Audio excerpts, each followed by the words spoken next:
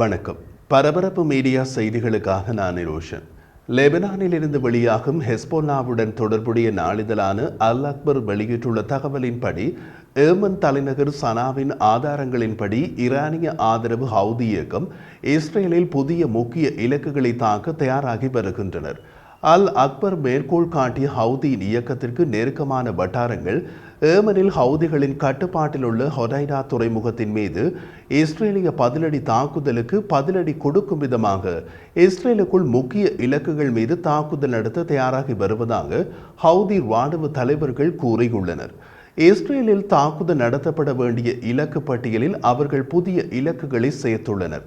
ஏமனை தளமாக கொண்டு இயங்கும் ஹவுதி இயக்கம் மட்டுமின்றி லெபனான், ஈராக் மற்றும் சிரியாவில் உள்ள ஈரானிய ஆதரவு இயக்கங்களும் இணைந்து இஸ்ரேலிய இலக்குகள் மீது தாக்குதல் நடத்த திட்டமிடுகின்றனர். இந்த இயக்கங்கள் ஈரானின் தலைமையின் எதிர்ப்பின் அச்சு என்ற கூட்டணியில் உள்ளன. அந்த வகையில் பார்க்கும்போது இந்த இயக்கங்களை ஒருங்கிணைத்து இஸ்ரேல் மீது தாக்குதல் நடத்த திட்டமிடுவது ஈரான் தான். சரி, இவர்கள் இஸ்ரேலில் உள்ள எந்த இலக்குகளை தாக்க திட்டமிடுகிறார்கள்?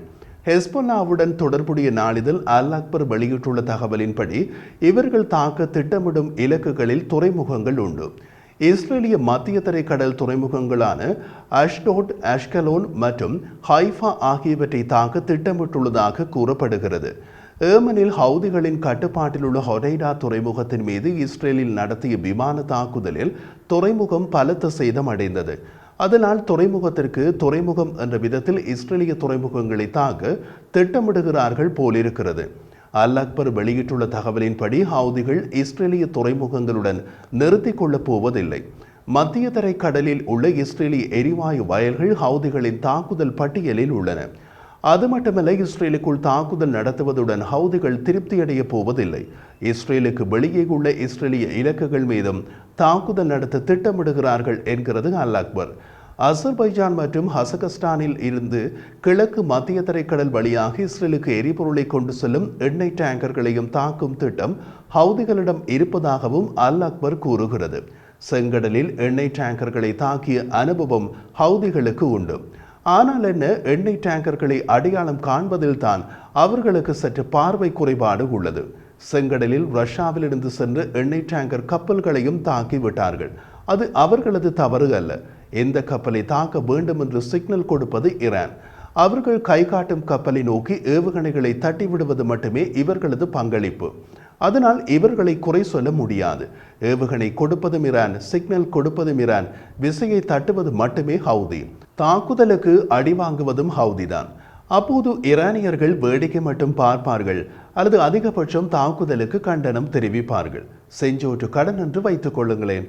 அது மட்டுமல்ல, வர்த்தக கப்பல்கள் மீதான தாக்குதல்களை செங்கடல் மற்றும் ஏடன் வளைகுடாவுடன் நிறுத்திக் கொள்ளும் உத்தேசமும் ஹவுதிகளுக்கு இல்லையா?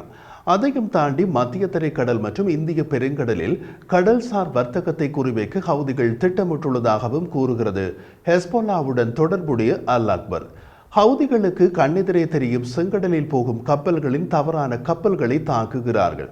மத்திய திரைக்கடல் மற்றும் இந்திய பெருங்கடலில் போகும் கப்பல்களை தாக்குவதென்றால் எதையெல்லாம் தாக்குவார்களோ அந்த ஆண்டவனுக்கே வெளிச்சம். ஹவுதி இயக்கம் அன்சார் அல்லா நீண்ட தூர வீச்சு கொண்ட ஏவுகணைகளை பயன்படுத்தி இந்த தாக்குதல்களை நடத்த வேண்டி இருக்கும்.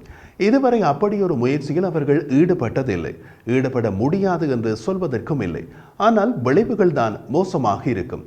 அரபு நாடுகள், ரஷ்யா, சீனா, இந்தியா உட்பட ஆசிய நாடுகள் என பல நாடுகளின் கப்பல்கள் தாக்கப்படலாம். அதை ஏற்கனவே செங்கடலில் செய்துள்ளார்கள். ஆனால் அது சிறிய கடல் பாதை. அந்த பாதையை தவிர்த்துவிட்டு சுற்றுப்பாதையில் கப்பல்கள் செல்ல முடியும். ஆனால் மத்திய தரைக்கடல் மற்றும் இந்திய பெருங்கடலில் செல்லும் கப்பல்களை குறிவைப்பது என்பது மிகப்பெரிய கடற்பகுதி. மத்திய கிழக்குக்கும் ஆசியாவுக்கும் இடையே வர்த்தக கப்பல் போக்குவரத்தே இல்லாது போய்விடும். அதன் பின் ஹவுதிகளை இல்லாது செய்ய வேண்டிய சூழ்நிலை உலக நாடுகளுக்கு ஏற்படும். ஹவுதிகள் இவ்வளவு பெரிய ரிஸ்க் எடுக்க துணிகிறார்கள் என்றால் ஏமனின் ஹொடைடா துறைமுகத்தில் அடி பலம்தான் போலிருக்கிறது. ஏமனின் ஹொடைடா துறைமுகத்தில் இஸ்ரேலிய தாக்குதல்களால் ஏற்பட்ட சேதம் குறித்து ஹவுதி இயக்கம் அதிகாரப்பூர்வ தகவல் எதையும் வெளியிடவில்லை. அமெரிக்காவை தளமாக கொண்ட நவந்தி குழும ஆலோசனை நிறுவனத்தின் மூத்த ஏமன் நிபுணர் மொஹாமட் அல் பாஷா, ஏமன் மீதான இஸ்ரேலின் தாக்குதல்கள் காரணமாக ஹவுதிகளின் பல இராணுவ இலக்குகள் தாக்கப்பட்டன. அவற்றில் ஏவுகணை சேமிப்பு கிடங்குகளும் அடங்கும் என்றார். அவர் மேலும் தெரிவித்த போது, பொருளாதார இலக்குகள் என்று பார்க்கும்போது ஹொரைடா துறைமுகத்திலிருந்து மிகப்பெரிய எண்ணெய் சேமிப்பு மையம் முழுமையாக எரிந்துவிட்டது. தாக்குதல் நடந்தபோது அங்கு எரிபொருள் சேமிப்பு கொள்கலன்களில் 1,50,000 டன்னுக்கும் அதிகமான எரிபொருள் இருந்தது. அவ்வளவும் எரிந்துவிட்டது. தாக்குதல் நடந்து கடந்த சனிக்கிழமை நேற்று செவ்வாய்க்கிழமை வரை துறைமுகம் எரிந்து கொண்டிருந்தது. ஏமனில் எண்ணெய் வளம் உள்ளது. ஆனால் உள்நாட்டு போர் காரணமாக எண்ணெய் அகழ்வுக்கு வெளிநாட்டு முதலீடு கிடையாது. சில பழைய எண்ணெய் வயல்கள் உள்ளன. அவை இயங்க முடியாத நிலையில் உள்ளன. ஏமனில் 33 மில்லியன் மக்களில் பெரும்பான்மையான மக்கள் ஹவுதிகளின் கட்டுப்பாட்டு பகுதிகளில் வசிக்கிறார்கள். எண்ணெய் வளம் இருந்தும் இவர்களுக்கு தேவையான எண்ணெயை வெளிநாட்டு மனிதாபிமான உதவியாகவே அங்கு போகிறது. ஹவுதிகளின் கட்டுப்பாட்டு பகுதிகளில் எண்ணெய் இறக்குமதி வசதியுடைய ஒரே ஒரு துறைமுகம் ஹொடைனா துறைமுகம்தான். 1,50,000 டன் எரிபொருள் எரிந்தது என்றால் அதுவும் மனிதாபிமான உதவியில் கிடைத்ததுதான். அது தவிர துறைமுகத்தில் கப்பல்களில் எண்ணெய் இறக்கும் உபகரணங்கள் பல கிரேன்கள் மற்றும் தூண்களுடன் அழிந்து விட்டன. துறைமுகத்தின் எரிபொருள் கிடங்கு மற்றும் மின் நிலையத்தில் உள்ள தீப்பிழம்புகளை தீயணைப்பு துருப்புகள் இன்னமும் முழுமையாக அணைக்கவில்லை. அழிக்கப்பட்ட கிரேன்களில் எரிந்த குப்பைகளை இன்னமும் முழுமையாக அகற்ற முடியவில்லை. எரிந்த எண்ணெய்க்கு பதிலாக மேலதிக எண்ணெயை மனிதாபிமான அடிப்படையில் ஏதாவது நாடு வழங்க முன்வந்தாலும் அதை கப்பலில் இருந்து இறக்க துறைமுக வசதி கிடையாது. தவிர மனிதாபிமான எண்ணெய் கொடுக்க முன்வரும் நாட்டின் வர்த்தக கப்பலை எப்போது ஹவுதி பதம் பார்க்கும் என்று எந்த நாட்டுக்கும் தெரியாது. ஏதாவது நாடு முன்வரும் என்று எதிர்பார்க்கவும் முடியாது. காரணம், இந்த விஷயத்தில் ஹவுதி செஞ்சோற்று கடன் பார்க்காது. மனிதாபிமான உதவி பொருட்களை இறக்கிவிட்டு செல்லும் கப்பலையே தாக்கக்கூடிய தீரர்கள் அவர்கள். தாக்குதல்கள் முடிந்த சில மணி நேரங்களில் இஸ்ரேலிய பாதுகாப்பு அமைச்சர் ஜோவ் காலன் இந்த தாக்குதலை ஹவுதிகளுக்கு மட்டுமல்ல இஸ்ரேலின் பிராந்திய எதிரிகளுக்கும் ஒரு எச்சரிக்கையாக இருக்கும் என்றார். அவர் மேலும் தெரிவித்த போது, ஹொடைடா துறைமுகத்தில் தற்போது எரிந்து கொண்டிருக்கும் தீ மத்திய கிழக்கு முழுவதும் தெளிவாக தெரியும். இந்த தாக்குதல்களின் முக்கியத்துவம் தெளிவாக உள்ளது. ஹவுதிகள் முதன்முறையாக ஒரு இஸ்ரேலிய குடிமகனுக்கு தீங்கு செய்த போது நாங்கள் அவர்களை தாக்கினோம். ஏமனில் மட்டுமல்ல, தேவைப்படக்கூடிய எந்த இடத்திலும் இதை செய்வோம் என்று கூறினார்.